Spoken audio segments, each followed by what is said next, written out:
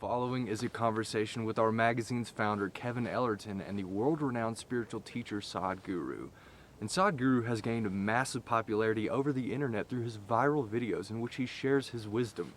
And in this time that we are all living in, the coronavirus pandemic, it has been especially helpful for people to view Sadhguru's videos. And so we knew we would have a very interesting conversation with him. And in this interview, Sadhguru holds nothing back. Some of the answers that he gives to the questions that we ask may be very surprising to you. So I am sure that it is something that you will enjoy.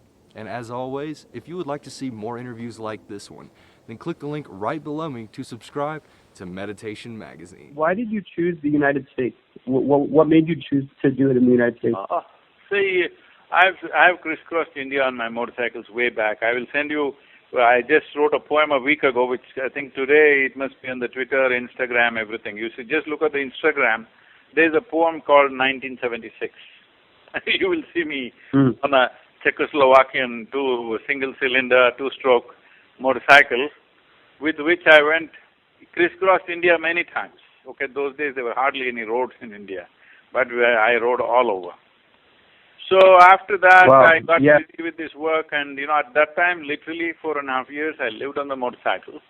But after that, I got busy with this work, and I never sat on a motorcycle, nor did even think a motorcycle. So I was doing Rally for Rivers about 3 years ago, and people said, Sadhguru, you must ride. I was wondering, more than 29 years, I think, I've never sat on a motorcycle. Can I really ride after so many years? And somebody brought one motorcycle, I sat on it, and I realized I haven't lost a day. It's like I've been always riding. So since then, I have trouble getting into cars. I'm just riding all over, both in India also I'm traveling on a motorcycle. If I come to US also, I'm traveling on a motorcycle. So when I came there, this happened to me in 2000, maybe 2000, I don't know, 8 or 7, I'm not good with these dates. Anyway, sometime we can get you the right date. So I was in Cookville area near the Central Hill Lake. I was writing a book, so I was staying in somebody's cottage and working on this book. And I was just taking a walk in the forest. Then I encountered something there. I encountered a Native American spirit standing there, just standing there still, I don't know for how long, maybe 100 years or so, 150 years or so, just standing there in utter shame and pain and kind of suffering that I've never seen in my life. So probably that was the most painful moment of my life. When I touched this being, it was like that. So I wrote a poem called America at that time. I'll ask them to send that to you also. I don't know who you're in touch with in US. Whoever is in touch with you, ask them to send that. Tina, I think she'll send it to me. She's very good, very responsive. Tina, is it? Tina. Oh, yeah. Okay, you asked for this poem, America. I wrote this poem, and since then I've been trying to educate myself about the Native American culture. Then we realized that this Tennessee area is where the Cherokee land was. That is one of the main reasons why we bought land there, where the Trail of Tears, the head of Trail of Tears is there. That's why I set it up, because there was such a morbid kind of energy to the land.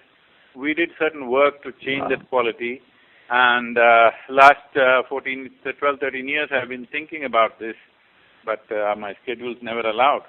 Now, thanks to the pandemic, the schedules have been broken, so I decided to ride.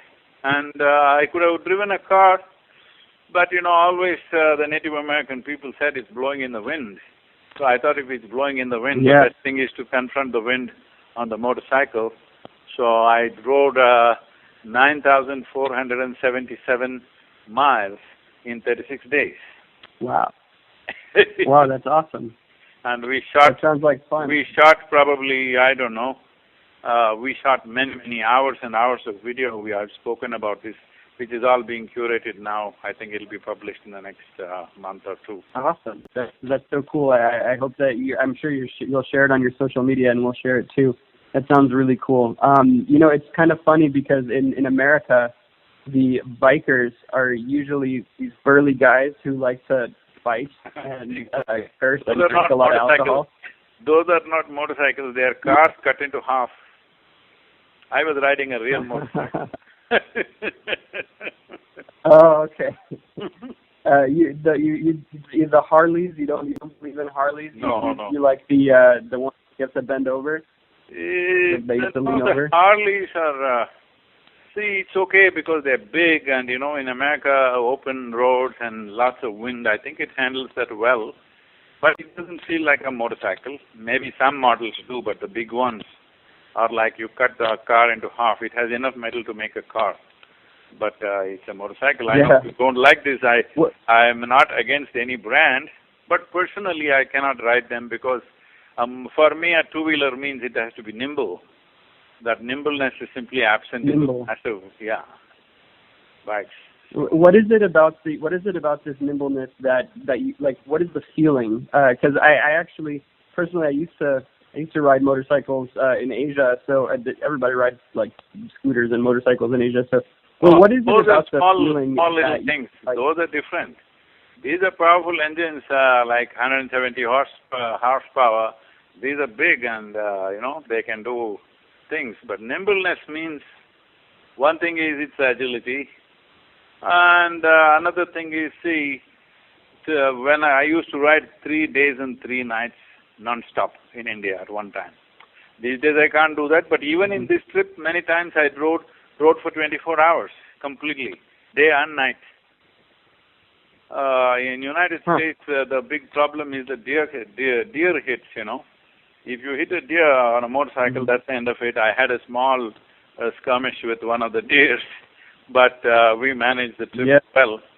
But that is a very dangerous thing because, especially in that region, Wyoming and Montana, that region, every mile there are at least 4 to 5 deer kills by the trucks and cars.